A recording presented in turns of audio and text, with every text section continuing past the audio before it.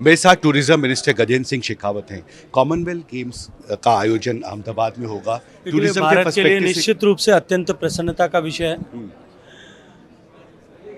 इतने बड़े खेल के वैश्विक खेल का आयोजन भारत में होगा, उससे निश्चित रूप से भारत में पर्यटन की संभावनाओं को भी इजाफा होगा।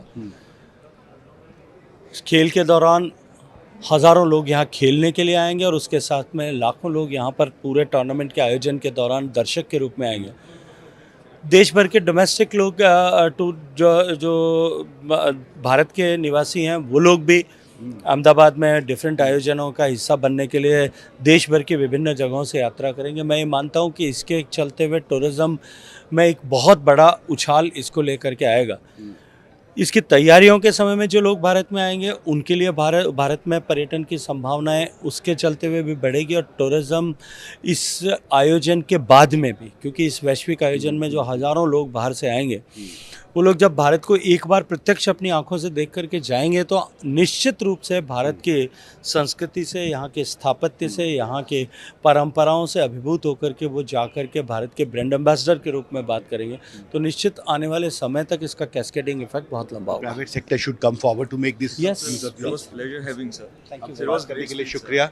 दिल्ली में कैमरा पर्सन अमन के साथ हिमांशु शेखर, एनडीटीवी इंडिया। बहुत सारी बधाई उसके लिए, अहमदाबाद को भी बधाई, देश को भी बधाई।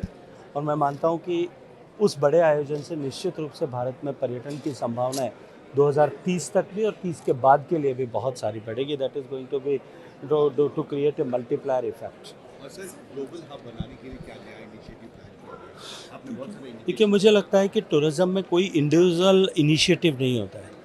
हमने जो इंफ्रास्ट्रक्चर क्रिएट किया उसने टूरिज़्म को लेवरेज किया। हमने देश में जिस तरह से देश की इकोनॉमी को बूस्ट करने के लिए पिछले 10-11 साल में माननीय प्रधानमंत्री जी के नेतृत्व में प्रयास किए, that has transformed into tourism. Economy ने जिस तरह से ग्रो किया, हमारी मिडिल क्लास की जो है का साइज़ बढ़ा, उसने टूरिज़्म को लेवरेज किया। फाइनेंस मिनिस्ट्री ने, माननीय प्रधानमंत्री जी ने पिछले साल इनकम टैक्स को 12 लाख रुपए तक एग्जाम्प्ट कर दिया, उसने टूरिज़्म को लेवरेज किया। सो सारे इनिशिएटिव्स अल्टीमेटली जो सरकार लेती है एंड जिससे जो है पीपल एट लार्ज बेनिफिट होते हैं, देश का इकोनॉमिक ग्रोथ होती है, लोगों के पास डिस्पेंसेबल इनकम बढ़ती है, वो सारे इनिशिएटिव्स अल्टीमेटली टूरिज़्म के लिए एक बूस्टर डोज की तरह काम करते हैं। तो इस तरह से और क्योंकि हमारी इकोनॉमी ग्रो कर रही है, इंफ्रास्ट्रक्चर कंटिन्यूसली उसके साथ में बढ़ रहा है, इसलिए निश्चित रूप से भारत में पर्यटन की अपार संभावनाएं and I am sure that tourism in India is growing to grow by more than 20% CAGR annually.